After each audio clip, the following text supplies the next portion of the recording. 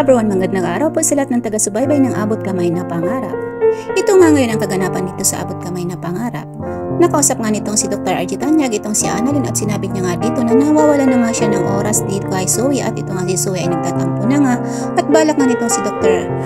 RG Tanyag na makabanding nga itong si Zoe, at balak niya nga na pag-out nitong si Dr. RG Tanyag sa work ay gusto niyang makasamang lumabas nga itong si Zoe. At sabi nga nitong si Annalyn ay pagkatapos din daw ng kanyang work, dahil wala na siyang gagawin, ay gusto niya rin daw itong makasama nga itong si Zoe, at gusto niyang sumama si Annalyn dito sa kay Zoe at dito sa kanyang amang si Dr. RG Tanyag. Samantala itong ang si Zoe nga ay nakausap nga itong may gusto sa kanyang katrabaho niya na isa ring doktor, na sinabihan nga itong si Zoe na ito daw si Zoe ay wala daw pinagkaiba dito kay Lynette, dahil daw ang mga tipo daw nitong si Zoe ay kagaya daw nitong si Lynette na mga kriminal daw ang mga nagugustuhan. At ito namang si Zoe nga at nagalit nga at nainsulto nga siya sa sinabi sa kanya nitong katrabaho niyang doktor, dahil nga ito nga din ay may gusto din dito kay Zoe.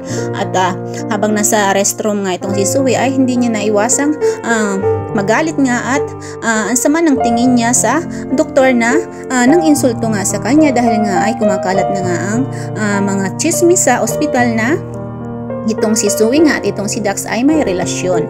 Samantala sa loob nga ng CR, habang naghuhugas ng kamay itong si Zoe ay bigla na lamang nagpakita itong si Dax, at nagulat nga itong si Zoe dahil nga ay nandoon sa loob ng ladies room nga itong si Dax. At tuwang-tuwang nga naman itong si Zoe kahit nagulat siya sa pagkikita nilang iyon itong si Dax, at nagtago nga sila sa loob ng room ng CR na yon. Samantala ito nga si Giselle ay sinabihan niya nga itong si Dr. RG Tanyag na bantayan nga daw itong si Zoe, dahil nga itong si Zoe daw ay nakikipagrelasyon na nga daw dito kay Dax, at ito daw ang mga bali-balita at chismis nga dito sa loob ng ospital. At sinabi naman itong si Dr. RG Tanyag na hindi ganoong tipo ng lalaki daw ang gusto nitong si Zoe na katulad ni Dax, pero hindi nga nila alam na ito ang si Zoe at ito ang si Dax ay pumapag-ibig na nga, at nakuha pa nga nilang magtago at mag-usap nga sa loob ng CR ng mga babae. At ito nga si Zoe nga ay niyakap niya nga itong si Dax, at dahil nga na-miss niya nga naman itong si Dax. Samantala habang si Lynette habang si Giselle naman ay pumasok sa CR, may narinig siyang may nag-uusap sa loob ng CR na yon, at kinatok nga ito nitong si Giselle at tinanong nga kung may tao ba doon. At lumabas naman nga itong si Zoe na kunyari ay wala namang ibang tao doon, at nagkunwari siya na siya lang mag-isa doon, at sinabi niya na may kausap lamang siya sa telepono. At itong si Giselle nga ay hindi nga naniniwala, at itong nga si Zoe nga ay nagpaliwanag nga dito kay Giselle na mayroon lamang siyang kausap sa cellphone sa loob ng CR na yon. Ngunit itong si Giselle ay hindi pa rin makapaniwala dito kay Zoe, kaya ang ginawa nga nitong si Giselle ay bubuksan niya at titingnan niya ang loob ng CR na yon kung mayroon ba talagang tao doon, or may tinatago ba doon itong si Zoe or wala. So ito guys ang pakakaabangan natin, dahil nga itong si Zoe ay mabubuking na nga nitong si Giselle dahil sa pakikipagrelasyon niya nga dito kay Dax.